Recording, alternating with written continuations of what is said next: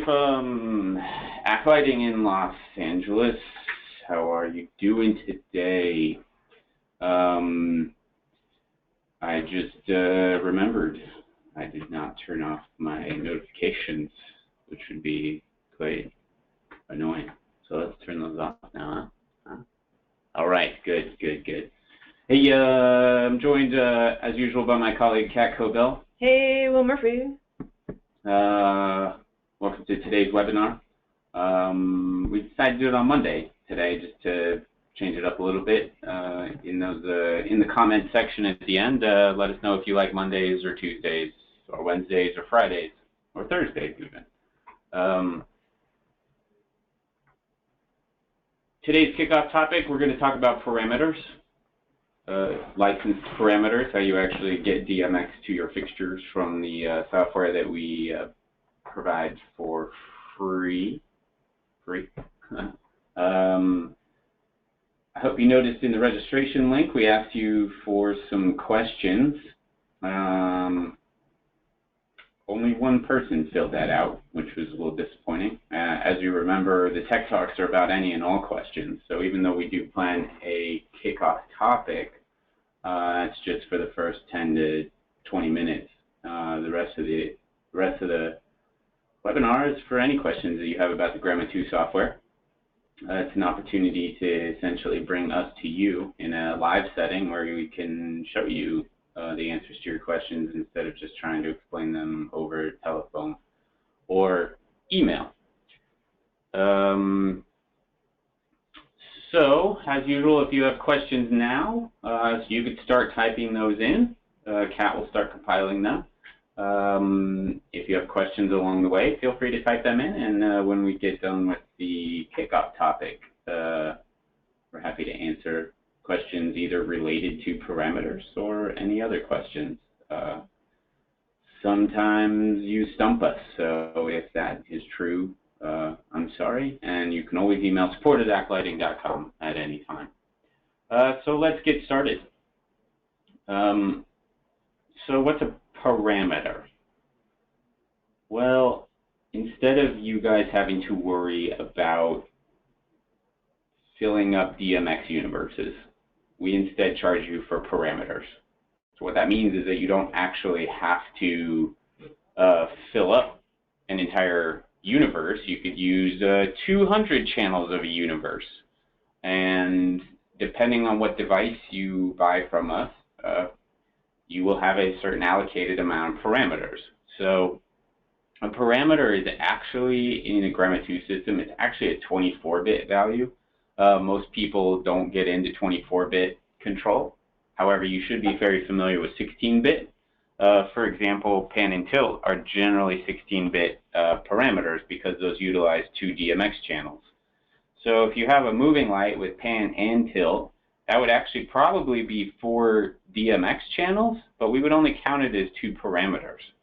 So you could also think of parameters like attributes. You guys have seen these encoders down here. If we go under a pan and tilt, that's an attribute. You could think of it as a parameter.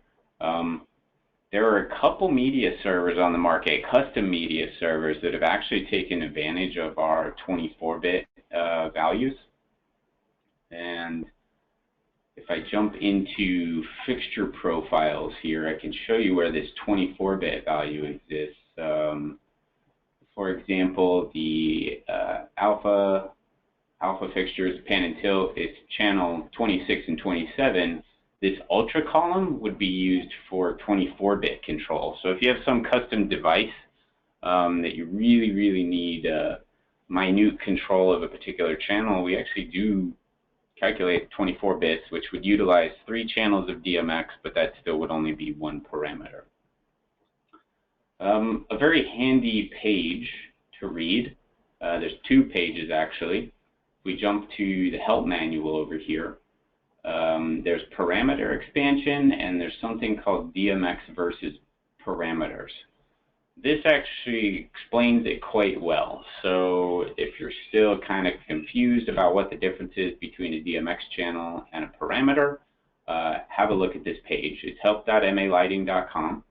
If you're ever looking for something, just go for a search and search for parameters, and you'll see the top two items, parameter expansion and Dmx channel versus parameter. So if you can't remember where it's threaded in here, you can do it here. And something I might be able to do, I can chat this to you guys. So there's the link for you that explains Dmx channels versus parameters, and then parameter expansion, which is what we're also talking about today, is right there. So Dmx channel versus parameter, hopefully that's a little clearer. And the nice thing is, instead of us having a console that says, oh, we only provide you 4 universes, out of the gate, Gremma 2 supports 256 universes. I don't know if anybody's ever noticed that before. So if we go to our universe pool, you'll notice it goes all the way up to 256 universes. So we can index 256. Every time you patch a fixture, the number of parameters that it uses starts eating up your parameter count that allowed for you to calculate. And it will start counting at universe 1. So if I go to this desk status window, you'll notice right here in the middle, I have 908 parameters patched, but my usable capacity of parameters is at 0. Okay, that means I can't actually calculate anything. Now I can do pre-programming, I can program my queues, I can program my presets, I can use MA3D, but I can't actually get real Dmx output. So if I wanted to try to send ArtNet or SACN, the console won't allow me because it won't calculate the Dmx. If I have just a regular MA node, it's not going to output because I haven't unlocked any licensed parameters. This is kind of a way that we allow you to have access to our software for free for pre-programming purposes, but then we charge you for the licensed parameters to actually physically calculate the Dmx that you want to send out of your system. One very handy place, if you go to Patch Only Live here and go to, on the right side, this Dmx list, you'll notice all these universes here that exist in the system are all requested. You notice the requested is on, off. However, granted says no for everything. Okay. Now, a device that you might be familiar with, since we're working in the on-PC software, if I want to unlock licensed parameters for my on-PC software, I might get an on-PC command wing. And what I'm going to do is I'm going to plug in a command wing right now. And notice on the right side here it says fader wing. Actually, I'm using a fader wing, and now my usable capacity of parameters jumped up to 2048. Because when you buy a command wing, you're not only buying that hardware, you're also buying parameters to unlock the software. It's effectively kind of like our dongle. If I jump back to Patch Only Live and go to the Dmx list, you'll notice that all these universes that I've requested are now granted. And in actuality, it's granted every universe right now because I'm only using 908 parameters. Therefore, I still have 1,000, 1,100 maybe parameters left that I haven't patched that I can still use. Okay, so that's one way to unlock the on-PC software. Another way that people unlock on-PC software, let me see if I get a bigger camera here for you because I want to show you our nodes that we use. So this particular node here, you'll notice says 2-port on PC 1K. Is that backwards? I think this is backwards. It has this mirror thing on. Yeah, it is. Totally down. There you go. There we go. You can read this better. On PC 1K 2-port node. Okay? So what this is it's got 2 ports of Dmx on the back. How does this differ from our other nodes? You might come across another node like this, which just says 2-port. Or it might say 4-port, or there's even an 8-port node that's rack mount. Okay, you'll notice how it doesn't say on PC. It means when you buy this node, you're not actually buying parameters with it. This is going to be very useful where you need Dmx ports from MANet, right there. And this will also be useful to take advantage of the frame synchronous Dmx that we offer. So if you don't already know, MANet offers frame synchronous DMX. We're the only truly synchronized DMX protocol. So regardless of the size of your network, we can synchronize the flash of all the light. This was very useful at the Shanghai Expo from 2011 or 12, I want to say. It was about 10 kilometers of lighting along a river, and they obviously were doing aerial shots. They wanted to synchronize the flashes. Well, if you use ArtNet or SACN, that's kind of when the protocol gets to the destination, it gets converted. Therefore, you'd have this propagating effect down the river based on your network. Whereas if you use MANet, you get fully synchronized DMX. And there's actually a case study on that. I didn't think to pull this up, but if you go to News and Reference, case studies on malighting.com, click here to see all the case studies. Magazine case studies. So right here, case study, Shanghai World Expo is 2010. Actually, this is a very interesting case study that I would suggest you guys read because it talks about the design of the network and how they laid it out with all the nodes. So if we jump back to parameters, in an on-PC system, if you don't have a wing, you can buy on-PC nodes, and those give you your DMX port plus parameters. So a 2-port node 1K is going to give you 1024 parameters. Now I have this node in my network. I need to add it to my session. So under network protocol, you know, if this node doesn't exist, you can add present. 2-port on PC 1K MANet 2. I want to listen to session 1, and what I'm going to do here is create this session. This node will now turn green, and if we jump back to our desk status window, you'll notice the usable capacity of parameters is 3072. Because in an on-PC environment, on-PC products use additive parameter expansion. So my wing gave me 2048, my node gives me another 1024, so I'm at 3072. Keep in mind, on-PC is limited to 4096 parameters. So I have a fader wing plugged in. If I plug a command wing in, those are both 2048. That would give me 4096. It means this node, this 1K node, was a waste of money because it's not doing anything for me. I already have 2 on-PC wings that are giving me my maximum parameters allowed for an on-PC system. Hence the reason why this node might be useful. Because this is a regular node. Let's get this right. You're not actually buying parameters with this. You're buying the MANet protocol and the synchronization. I actually have a good question that popped up in regards to this. Are there any advantages to using 2-4 8-port nodes compared to something like a pathway switch? I'm running 5-pin out of my console and wanting to move to a network-based ArtNet.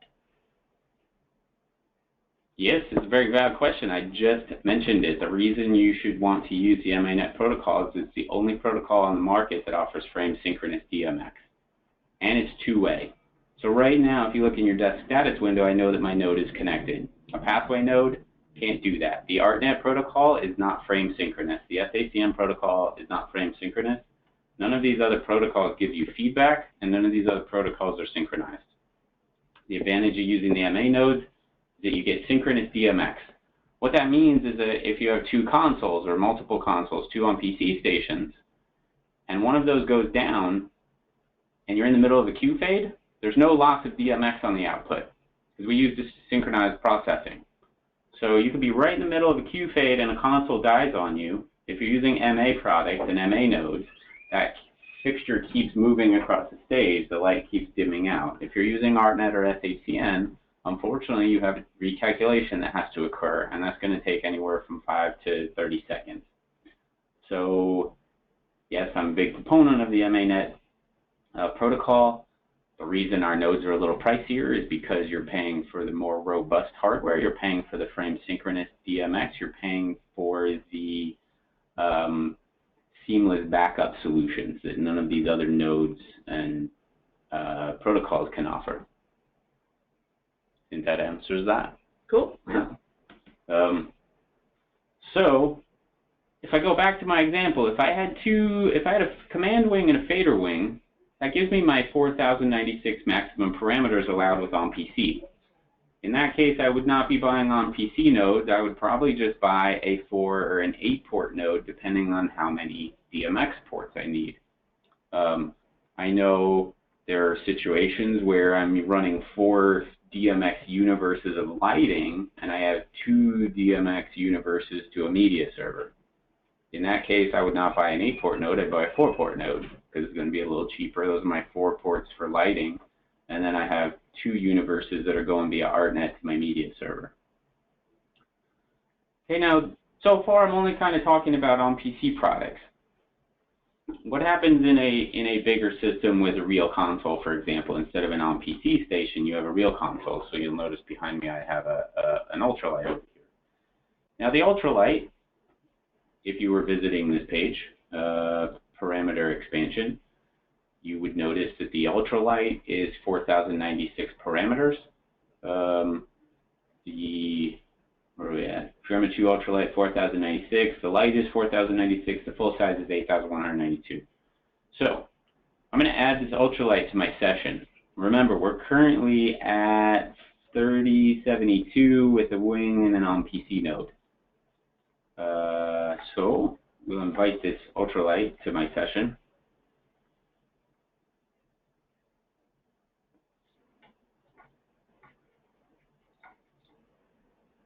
Usable capacity is still only 4096. Why? Because when you have a real console, OnPC licenses don't count anymore. Okay, so this OnPC 2-port node was a waste of money because I paid for 1,000 parameters, even though I'm getting all my parameters from my console. These are things you have to consider. Now, let's say this was the only system I had. One ultralight, 1 fader wing, and 1 OnPC 1K. What happens if my ultralight dies? Okay, it might crash one day. That's no big deal, right? I can simulate this crash by actually unplugging. I can unplug this Ethernet cable back here, and I've effectively simulated a crash. Okay, if you look closely here, the ultralight is. Did I unplug the wrong one? Hold on one second. Oh yes, console disappeared. I think I didn't give it long enough to decide what it was doing. There we go. Okay, the console disappeared. Notice the parameters are still at 4096 because we believe in true backup technology. We don't want you to lose half your rig just because your console crashed. So OnPC is going to keep calculating, right? However, what if this console, somebody spilled water in it and it won't turn on, and now it's going to take how many days to repair, and somebody shuts down this OnPC station? Well, if you didn't have any OnPC products, you would restart this software and you'd have 0 parameters, which is not good. But because you have a command wing and an OnPC node, since those are OnPC products, your parameter count will come back. So right now, it detected the node, which is giving me 1024. The wing is not coming to life yet. Once the wing came to life, you get another 2048. So these are many questions that you have to ask when you're trying to design your system. Am I worried about my console crapping out and needing a hardware repair? If you're based in LA or New York or Nashville, high rental markets, where it's probably easy to get a new console within 24 hours from a rental company, maybe I'd save the money and not have these OnPC products as backup solutions. If I'm on a big long tour though and I'm trying to save money and have an ultralight, I would suggest probably getting a command wing and a 4-port node OnPC or an 8-port node OnPC, because even if your console completely dies, needs a hardware fix, and it's going to take a week to fix it, I can still run everything from the OnPC because I have those OnPC products to unlock parameters.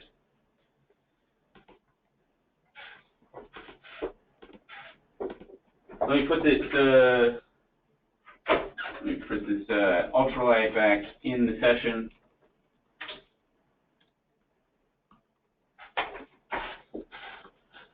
Now you'll notice the on-PC, these on-PC products, they are additive. This is not true with real consoles. Okay, if I were to add another ultralight to the session, I would still only have 4096. I could add 2, 3, 4 Grandma 2 lights, I'd still only have 4096. Because the highest parameter count of the console detected in the session counts, the rest of the consoles do not count. So if I added a full size, I'd have 8,192, but I could have 5 full sizes and I'd still only have 8,192. So anytime you have real consoles, the only way to get more parameters is through the use of NPUs, these network processing units. These are rack-mountable processing units. Keep in mind, they do have Dmx ports on the back. That's just a kind of a node that's been built into the NPU. The NPU is not strictly processing those ports. The NPU is processing everything about your show file. It's part of the distributed processing architecture. A node is a sniffing device. It synchronizes to the Dmx. It allows seamless backup, but you don't have to upload the whole show file to the node.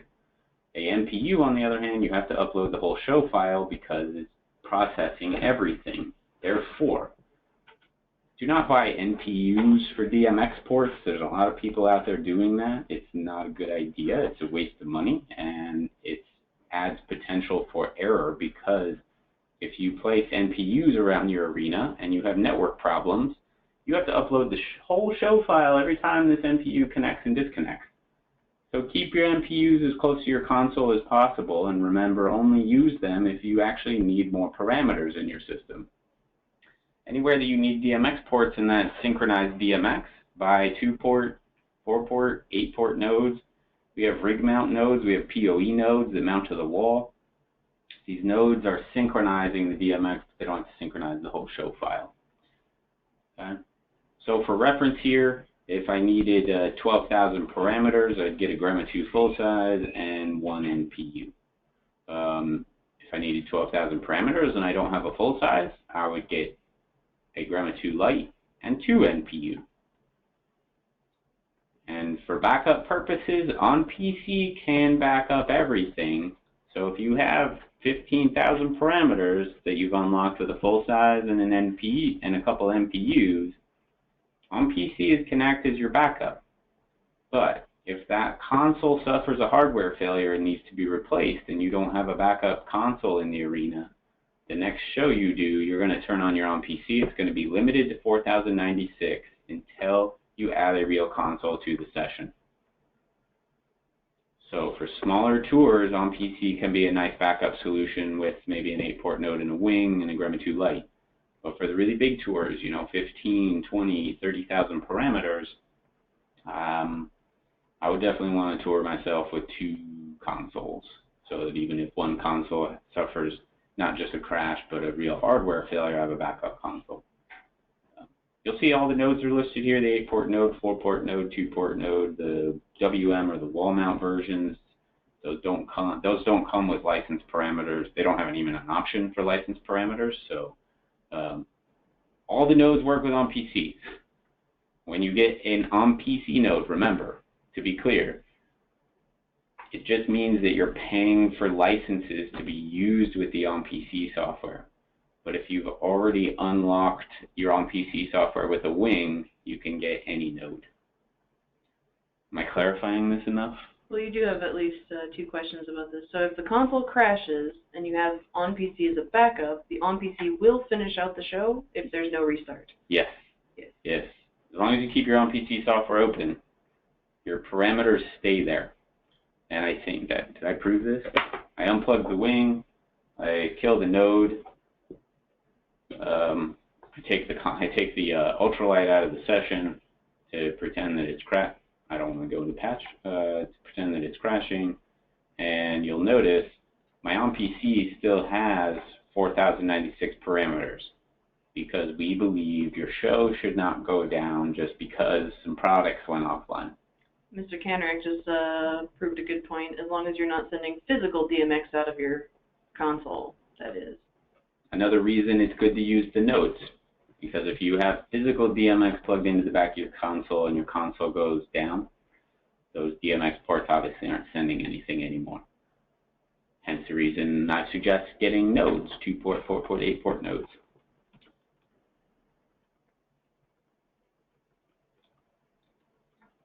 Let me restart this software. I want to show you something about the, let's see, we'll be at 0. We wait for this node to come online. And one other thing I want to point out, remember this patch only live DMX list. Everything is granted right now because I still have about 150 available parameters left. I'm going to fill those up just so you guys can see what happens. Dimmer, and do 150, and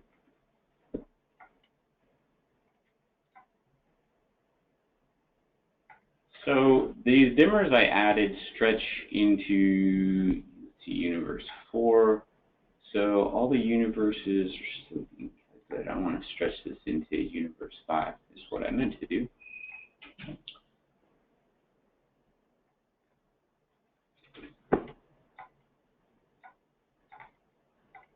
Oops, that's only live. So I've got these dimmers that stretch into universe 5. However, universe 5 is not being calculated anymore because you have 1,500 parameters, but you can only calculate 1,024. If you find yourself in a pinch, bad situation, you have more parameters than you're allowed to calculate.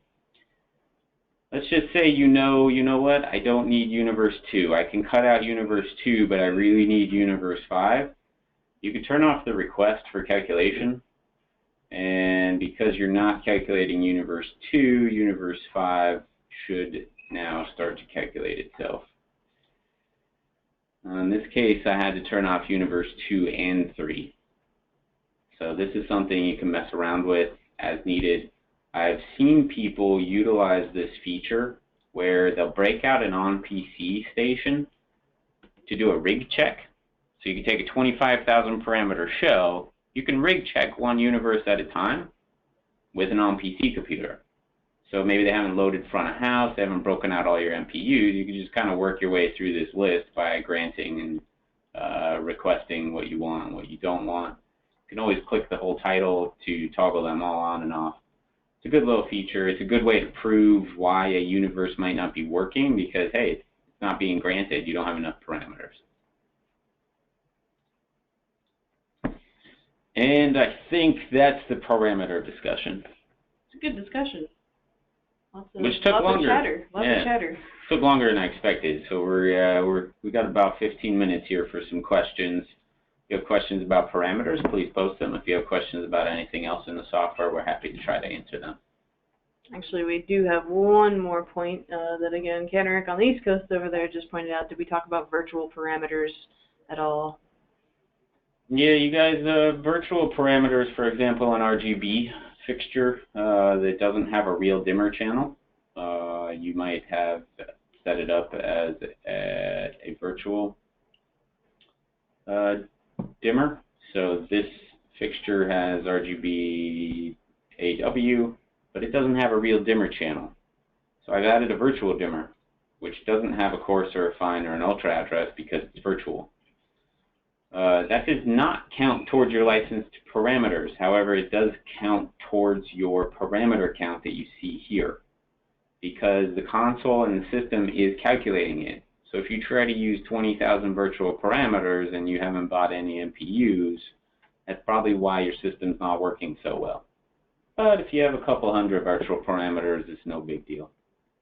So we still display the full parameter count, but that's actually probably the reason that while you think you've filled up 4 universes of parameters, but universe 5 is being calculated, it might be because you have a lot of virtual parameters. Another big area that virtual parameters apply is that if you choose to use the MAVPU media server, I don't know, that could be hundreds of parameters, many DMX universes. Since you bought an MA product from us, we let you control that for free. So all the VPU, whereas if you have a Hippo or AI, V3, that's going to cost you real parameters. You're going to need NPUs to control those. VPUs are free to control. So I could get 30 VPU servers, all controlled from one on-PC station, because those are free to control. So that's kind of a nice little thing that we give you since you're buying the MA product. Cool. Well, let's shift out of the parameter world and let's talk about these questions.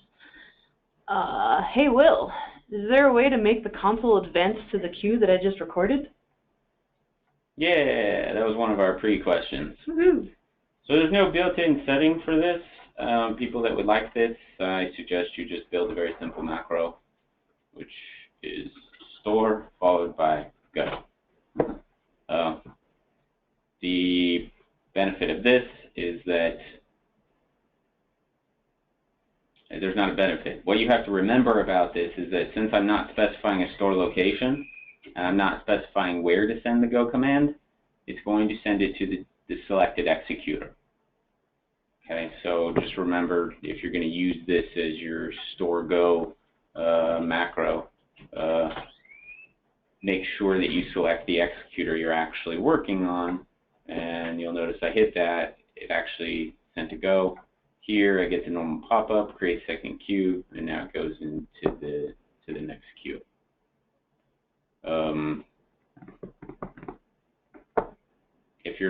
If you want to add your own custom store options to this, you can always say store/?. You'd see a list of the slash options. So if you wanted to be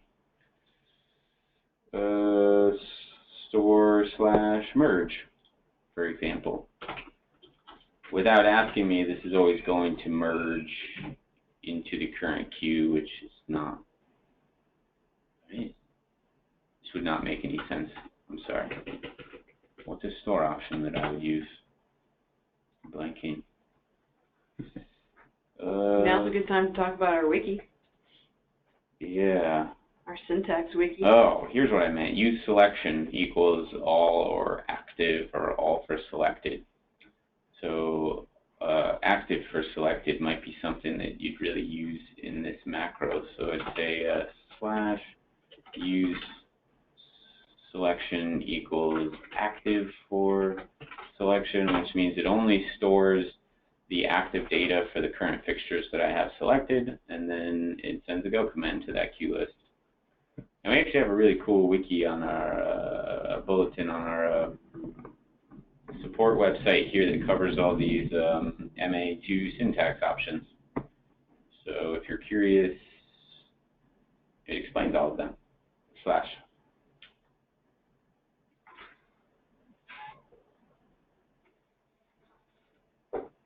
Cool. Cool. How do I make a tempo key for an effect speed? That's something that you're going to use after you store the effect, and that's what the learn button is for. So there's unfortunately no way to do it while the effect is running unless you use a speed group. If you joined our webinar related to speed groups, I could do a speed group 1, and notice there's a learn button. As I click this, it's going to jump the speed. And if I had an effect, all of these, doing a dimmer chase, I would store that to this. I could assign this to speed group 1. And now when I run this effect, I could actually, see if I could put a playback on the screen.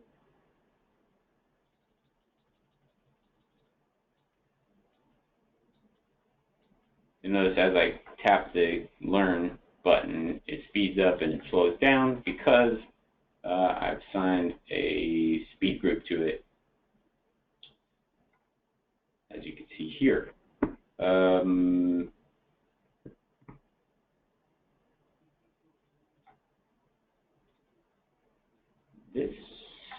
works in a regular queue list as well, I think.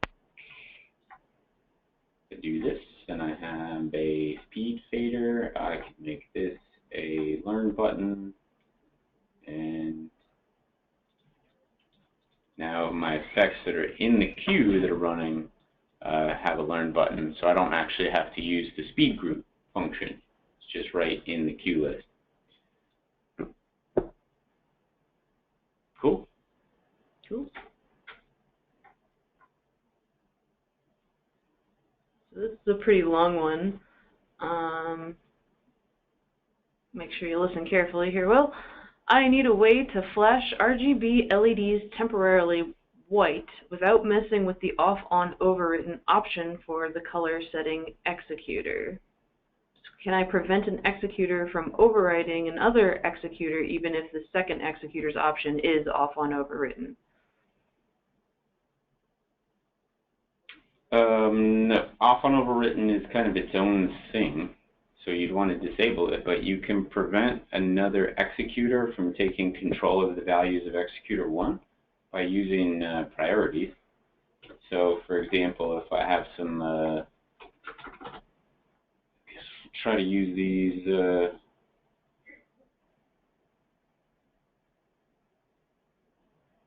that's not what I want.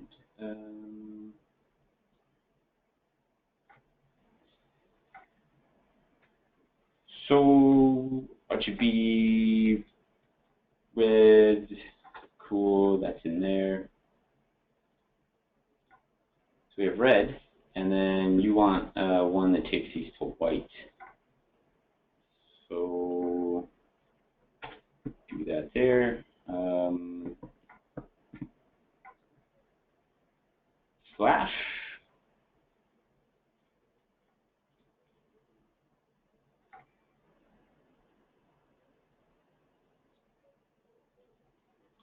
So if I remember right, flash actually does not respect the off-on overwritten. So if you're trying to do a flash, you could totally just use a flash button. Let me try temp here, because I think temp does. Temp is a way to have, it's like a flash button, but it follows the queue timing, so if I want a nice little bit of a fade up. This has a fade up. Temp also is not respecting off-on overwritten, but if I say on, it does. Now, if you wanted to prevent that, you could set a high priority for this red queue list so that when it's on, it stays red even if you're trying to use this. And you'll notice, because this has a high priority, this tries to turn on, this immediately turns off because of the off-on overwritten setting, right?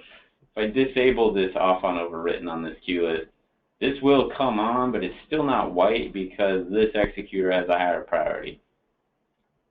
So you can use temp or flash and it ignores the off-on overwritten, or if you're using like on or go, set the executor that's for red to a higher priority. 5-ish minutes here. Sorry, some of these questions are kind of long. Yeah, guys, if you have all these questions, I noticed some of them are long. We've included a registration section, so you can post these ahead of time. It gives us a little chance to be ready for some of the longer ones. Some of the long ones are kind of hard to answer on the spot. How about just explain the difference between BPM, learn, speed groups, probably sound inputs to throw that in there. You should have joined our webinar 2 weeks ago where we covered rate and BPM and speed groups and everything. They're just, you have to think of it as rate is like your transmission because it's a multiplier. Speed is like your engine. It's like your gas pedal. Sound input is used to automatically calculate a BPM value, which is essentially linked to speed group 16, which is by default labeled BPM. So if you're at a club, I probably wouldn't use it in a rock show, but at a club, I'd definitely get the sound input.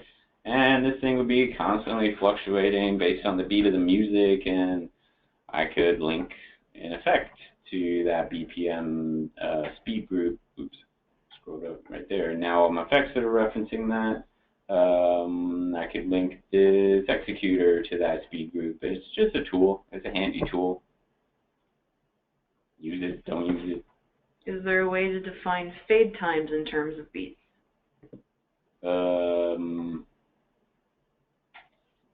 This sound window, if you're using the sound input, the sound fade function is to use to avoid like snap, snap, snap, snap, snap.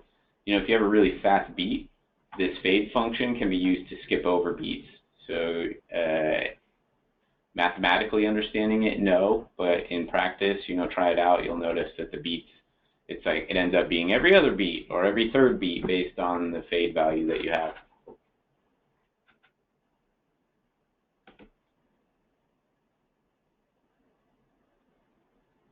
Here's a good one. We've been getting this question a lot lately, actually. Does MANet support RDM? No. We have a read function. Global settings here, if you enable RDM and go to patch and fixture schedule, you can go to RDM devices and you can update.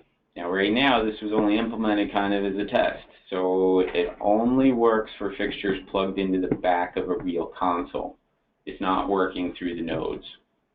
However, this spring/summer you might find a whole lot more features related to RDM.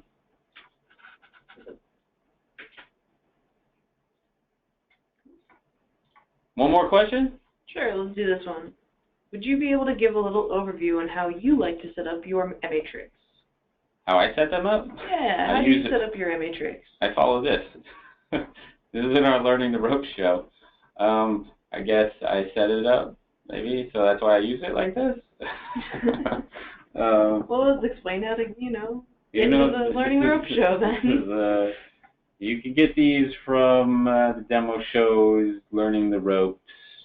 Maybe you want to use Learning the Ropes Startup. You might remember from last week's webinar, MA tricks are a part of the user profile. This top row is the number. For example, if I open this, see it's my single X, so I want to select the first fixture or the fifth fixture. If I want to select the first of every 4, this row does my interleave, or the third of every 4, or the second. Obviously, the 6th of every 4 doesn't make any sense, so no interleave. If I do blocks of 3, I want to select the first block of 3, the second, third block, fourth block of 3. Aligning for groups is aligning values based on a group of fixtures, so I'd reset 4 fixtures at a time. I'd say at 10 through 100 would do at 10 through 100% 4 fixtures at a time. So it's very quick down here. And then you have your wings option and your pan tilt mirror, your pan mirror, your tilt mirror. This is probably the most generic kind of arrangement that applies to 90% of the things you're doing in regards to, I would say, an arrangement like this. So rows of fixtures across the stage. If you're constantly working with 20 fixtures across the stage, I would build an matrix that instead of 1 to 12, maybe it's 20 if you really like to select single fixtures at a time, but most of the time you're doing interleaves, so really 1 to 12 is the most you ever need. As we covered last week, the custom stuff has to do with you're doing grids of fixtures and you have strange interleaves because you have 25 across and 12 down or something. So remember, this matrix is importable. My last thing here, I'll delete all the matrix. We'll bring them back in from the import menu, starting in 2, import, and yeah, they're all in order. All right, spend a little time moving these objects around, but they're part of your user profile, so once you've moved them around once, they're with your user profile for life. And you've now taken up another 45 minutes of our time. Hopefully it's a little clearer now about these parameters. There's always a lot to think about in every show related to what devices you're choosing, what you're spending your own money on, not spending too much money, getting equipment that can properly back you up based on where you are located or whether you're on tour or it's a one-off, all that stuff. And if you ever have a question about what you're deciding to do, feel free to email support@aclighting.com. And as usual, happy programming. We'll see you next time. Happy programming, all.